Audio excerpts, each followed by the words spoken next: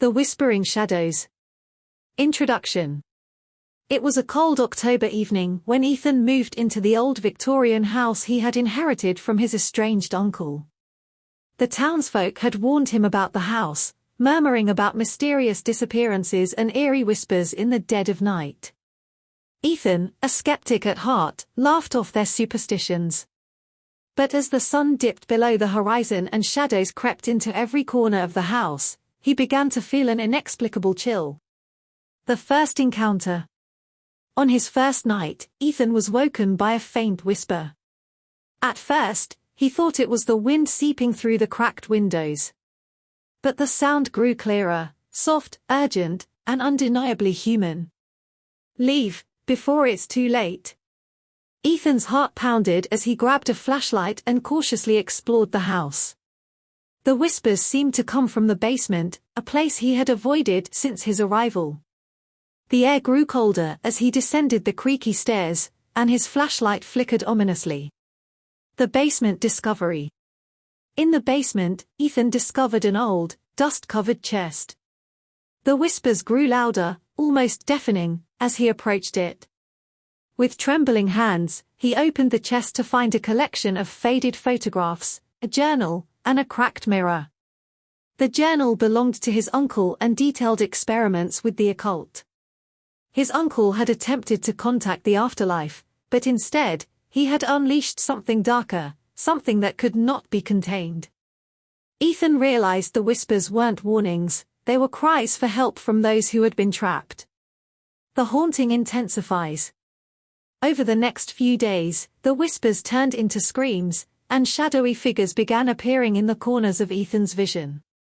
One night, he saw a figure standing at the foot of his bed, a woman with hollow eyes and a twisted smile. "Why did you open it?" she hissed, her voice echoing unnaturally. Terrified, Ethan fled the room, only to find himself unable to leave the house. The doors wouldn't budge, the windows wouldn't shatter, and the whispers grew into a cacophony of torment. The final revelation. Desperate, Ethan returned to the journal, hoping to find a way to banish the darkness. The last entry was a warning: the shadows feed on fear. If you let them in, they'll never let you go. Ethan realized the only way to escape was to confront his fear. He ventured back to the basement, where the shadows had grown so dense they seemed to pulse with life. Summoning all his courage, he smashed the cracked mirror from the chest. With a deafening scream, the shadows dissolved, and the house fell silent. Ethan collapsed, exhausted but alive. The twist ending. As Ethan prepared to leave the house forever, he noticed his reflection in a shard of the broken mirror. His face seemed different. The eyes staring back at him were hollow, and a twisted smile slowly spread across his lips. The whispers began again. Epilogue. The house remains on the edge of town, its windows dark and its doors closed. But if you listen closely on a quiet night, you can hear Ethan's voice, whispering softly. "Leave, before it's too late." The room that never existed. Introduction. On a quiet road just outside a bustling city, there was an old, crumbling inn that most people avoided. It wasn't that the building looked particularly sinister, rather, it gave off an unexplainable sense of unease. Legend had it that Room 6 was cursed, but nobody could confirm the story because Room 6 didn't exist. Or so everyone believed. The mysterious booking. One stormy evening, a weary traveler named Claire stumbled into the inn, desperate for shelter. The innkeeper, an elderly man with tired eyes, handed her a room key and muttered, "Room 6 is ready." Claire frowned. "I thought you didn't have a room 6. The man looked startled for a moment, then forced a smile. "It's just a name. It's the room at the end of the hall." Too tired to question further, Claire took the key and made her way down the dimly lit corridor. The room was unusually cold, and the walls seemed to absorb light, making everything appear darker than it should. Strange happenings. As Claire settled in, she began to notice strange things. The air felt heavy, almost suffocating, and the shadows seemed to move when she wasn't looking. Then, at midnight, she heard it, a faint knocking sound. It wasn't coming from her door but from inside the room. Heart pounding, she searched for the source, eventually tracing the noise to the wardrobe. She hesitated before opening it. Inside, there was no clothing, no shelves, just a dark, empty space. The knocking stopped, replaced by a low whisper. "Help me." The hidden room. Terrified but curious, Claire examined the wardrobe more closely and discovered a hidden latch. When she pulled it, the back of the wardrobe opened to reveal a narrow staircase spiraling downward. Against her better judgment, she descended, clutching her phone for light. The staircase led to a room that shouldn't exist. It was small and filled with dusty furniture, cobwebs, and an old mirror cracked down the middle. On the wall, someone had scrawled the words, "You found me. Now you can't leave." The entity. Suddenly, the air grew icy, and Claire saw her reflection in the mirror. But it wasn't her, it was a gaunt, hollow-eyed figure with a twisted grin. Before she could react, the figure stepped out of the mirror. "You took the room," it said in a voice that sounded like breaking glass. "Now, the room takes you." Claire tried to run, but the door had disappeared. The entity's shadow stretched toward her, engulfing her in darkness. The next morning, the innkeeper stood at the end of the hall, staring at the closed door of room 6. He sighed deeply and placed a "vacant" sign on the counter. Another traveler arrived that evening, asking for a room. The innkeeper hesitated but eventually handed over a key. "Room 6 is ready," he said softly, as if to himself. In a small, forgotten village surrounded by dense woods, there was a legend about an ancient candle that could never be extinguished. It was said that the candle belonged to a widow who had cursed it with her dying breath. Whoever lit the candle would see their darkest fears come to life, and once lit, it could never be put out. One rainy evening, a traveler named Eerie arrived at the village. Tired and seeking shelter, he stumbled upon an abandoned cottage. Inside, on a dusty wooden table, stood a single, unlit candle. The temptation. Curious, Arif picked up the candle and examined it. Its wax was old and cracked, but the wick looked fresh, as though it had been recently prepared. Next to it lay a note, written in shaky handwriting.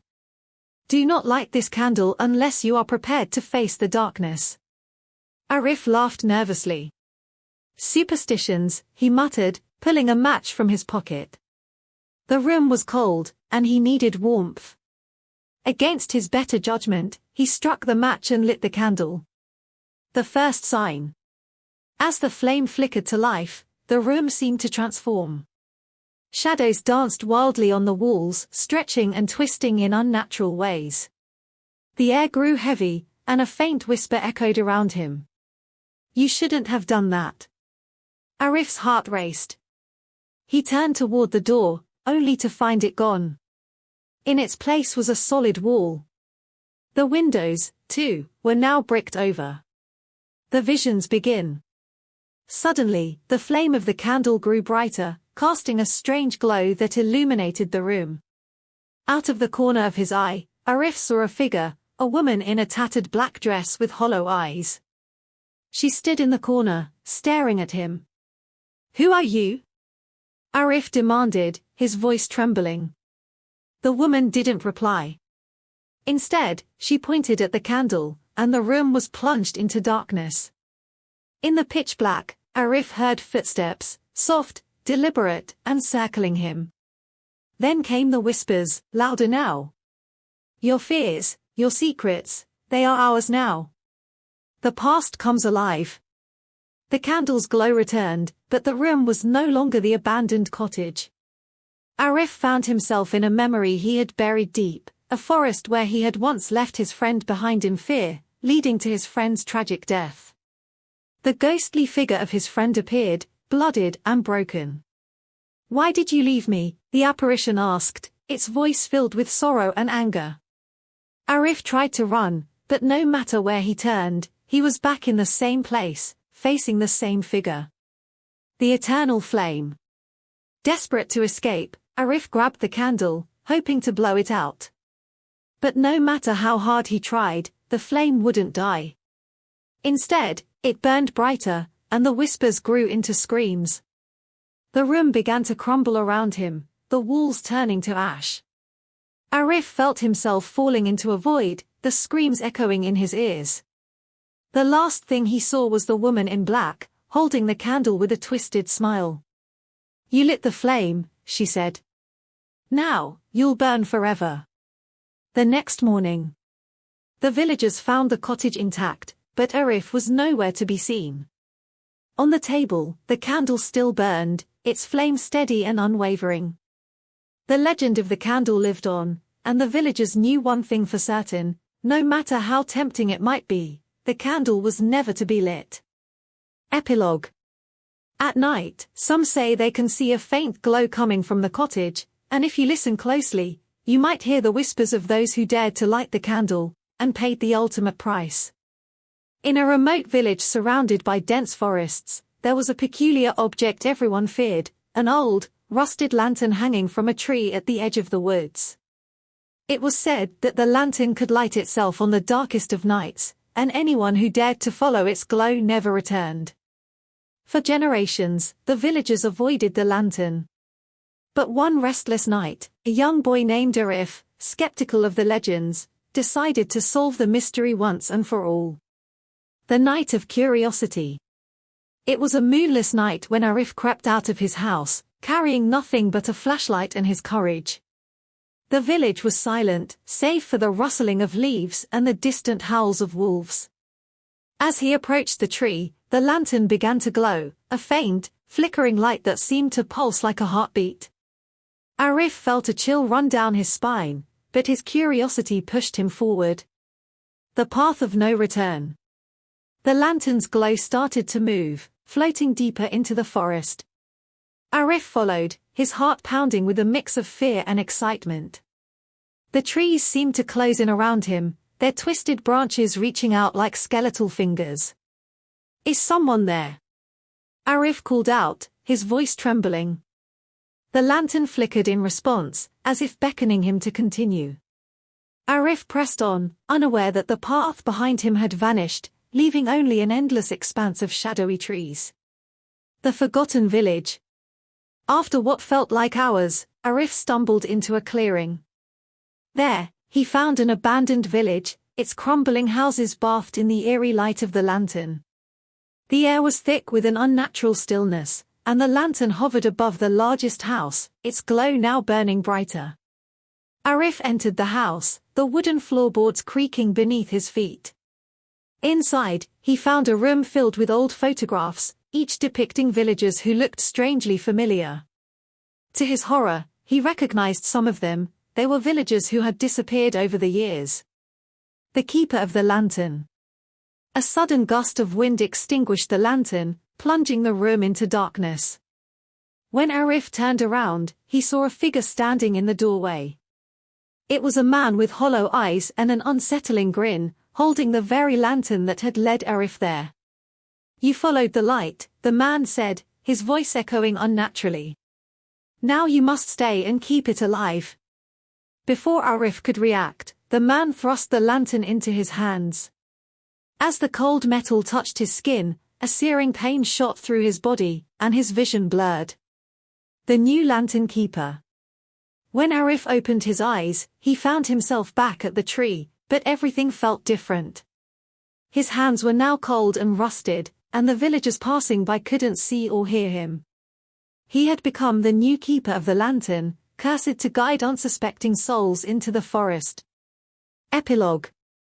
The lantern still hangs from the tree at the edge of the woods, its light glowing faintly on the darkest nights. The villagers warn their children to stay away, but some, like Arif, are drawn by an unexplainable curiosity. And so, the cycle continues. In the outskirts of a forgotten town, shrouded by dense fog and tall, ancient trees, stood Blackthorn Manor, a sprawling, decaying mansion that had been abandoned for over a century. It was said that the house was cursed, and anyone who dared step inside would hear whispers that grew louder with every passing moment, until they drove the intruder mad. For years, locals told stories about the manor, about the family that once lived there and mysteriously vanished, leaving behind only their echoing voices. No one dared enter the place, until one stormy evening when 4 friends, Mark, Emily, Rachel, and Sam, decided to investigate the legend. A dare gone wrong. The friends, fueled by curiosity and youthful arrogance, reached the gates of Blackthorn Manor. The iron gate was rusted and partially ajar, creaking ominously as the wind blew. Thunder cracked overhead, and the rain began to pour. "This is it," Mark said, holding a flashlight. "Let's see if the stories are true." They pushed open the heavy wooden doors, stepping into a grand but crumbling foyer. The air was thick with dampness and decay. A massive chandelier hung precariously above, its crystals catching faint flashes of lightning. The whispers begin. At first, the house was eerily silent, the kind of silence that made their footsteps echo too loudly. But as they moved deeper, faint whispers began to fill the air. "Did you hear that?" Rachel asked, clutching Sam's arm. "It's just the wind," Sam replied, though his voice wavered. The whispers grew louder as they explored, coming from no discernible source. They sounded like a mixture of laughter, crying, and desperate pleas. The friends began to feel as if they were being watched. The locked room. In the west wing of the manor, they discovered a door with strange carvings, twisted faces screaming in agony. Despite Rachel's protests, Mark pushed it open. Inside was a large, circular room lined with mirrors. At the center stood a table with an old, dusty journal and a rusted lantern. Emily picked up the journal and began to read aloud. "We cannot leave. The house won't let us. It speaks to us, demands from us. The whispers, they come closer every night." Suddenly, the lantern flickered to life, casting eerie shadows across the room. In the mirrors, the friends saw not their reflections, but ghostly figures staring back at them, their mouths moving as if they were whispering. The escape attempt. Panic set in. The friends decided to leave, but as they retraced their steps, the house seemed to shift around them. Hallways stretched endlessly, doors appeared and vanished, and the whispers became deafening. "It's a trick! This place is alive!" Emily screamed. As they ran, the air grew colder, and the walls seemed to close in. Rachel suddenly stopped, pointing to a shadowy figure at the end of the hall. It was a woman in a tattered dress, her face obscured by her long, matted hair. "Leave, or stay forever," the woman whispered, her voice echoing unnaturally. The basement revelation. In their frantic escape, they stumbled upon a hidden staircase leading to the basement. Despite their terror, they descended, hoping to find another way out. The basement was vast and filled with rows of rotting wooden coffins. One by one, the lids began to creak open, revealing skeletal remains that moved unnaturally. On the far wall, they saw a massive mirror, its surface rippling like water. The whispers were loudest here, pulling them toward the mirror. Mark, unable to resist, reached out and touched it. The final twist. The moment Mark's hand touched the mirror, he vanished. The whispers stopped abruptly, leaving a chilling silence. The remaining 3 stared in horror as the mirror began to reflect only their terrified faces. Emily screamed, but the mirror began to pull her in as well. One by one, they were drawn into the mirror, their screams merging with the whispers. Epilogue. Days later, the townsfolk noticed the manor had changed. The whispers could now be heard from outside the gates, louder and more menacing than before. Legends of Blackthorn Manor grew darker.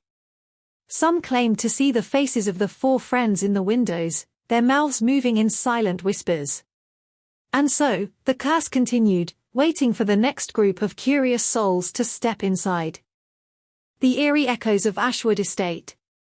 An expansive ghost story with layers of terror and mystery. Introduction, the setting and mystery. Ashwood Estate was an isolated mansion surrounded by dense forests in the English countryside. Built in the 1800s, it was a sprawling Gothic structure with towering spires, darkened windows, and ivy-covered walls. For decades, it had remained abandoned, whispered about in the nearby village of Redstone. Children dared each other to get close to the gates, but none had the courage to step inside. Stories circulated about the tragic events that unfolded there, a wealthy family murdered in a single night, their screams said to echo through the halls. Locals avoided the estate, swearing they could see ghostly figures roaming its grounds when the moon was full.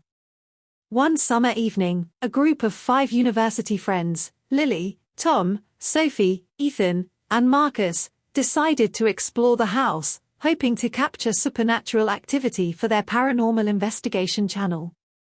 They were thrill seekers, armed with cameras, flashlights, and recording equipment. Ashwood Estate was their biggest challenge yet. Detailed plot elements. The approach. The group enters the estate as the sun sets, noticing how unnaturally quiet the surroundings become. Sophie discovers a rusted gate with the crest of the Ashwood family, a raven perched on a skull. The air grows colder as they pass through. The first encounter. Inside, the house feels alive. The faint sound of footsteps echoes down the grand staircase as the group enters the foyer. They explore the dusty rooms filled with decaying furniture and peculiar objects, including a music box that starts playing by itself. Tom, the skeptic, mocks the idea of ghosts, only for a shadowy figure to dart past him, unseen by the others. The legend unfolds. In the study, they find a journal belonging to Lord Ashwood, the last owner of the estate.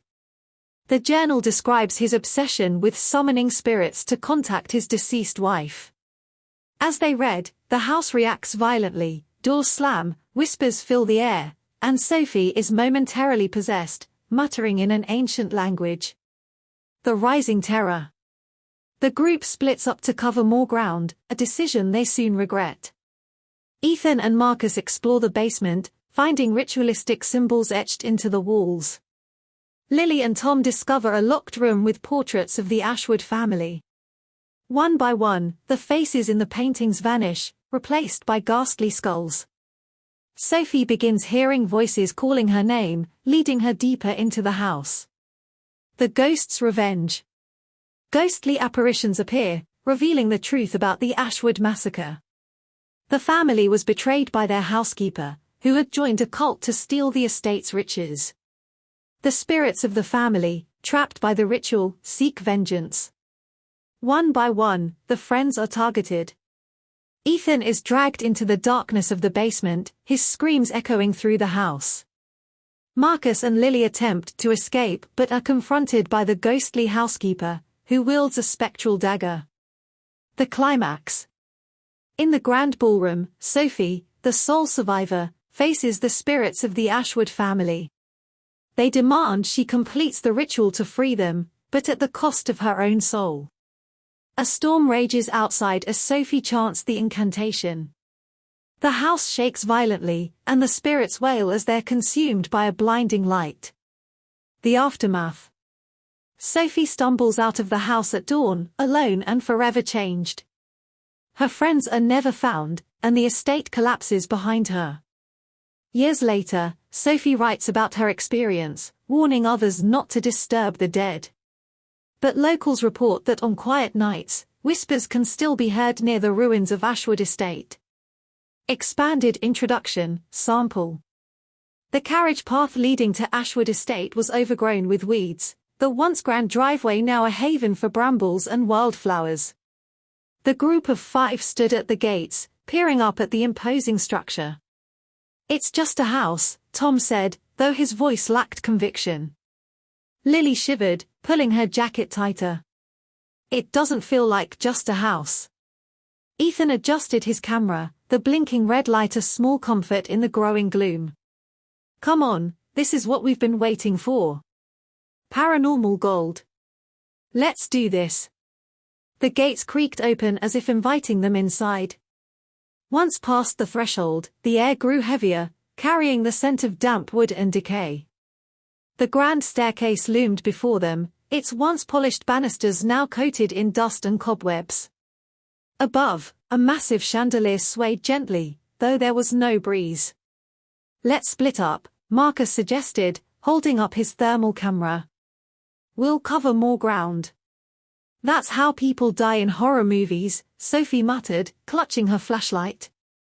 Unbeknownst to them, shadowy figures moved in the corners of the house, watching their every step.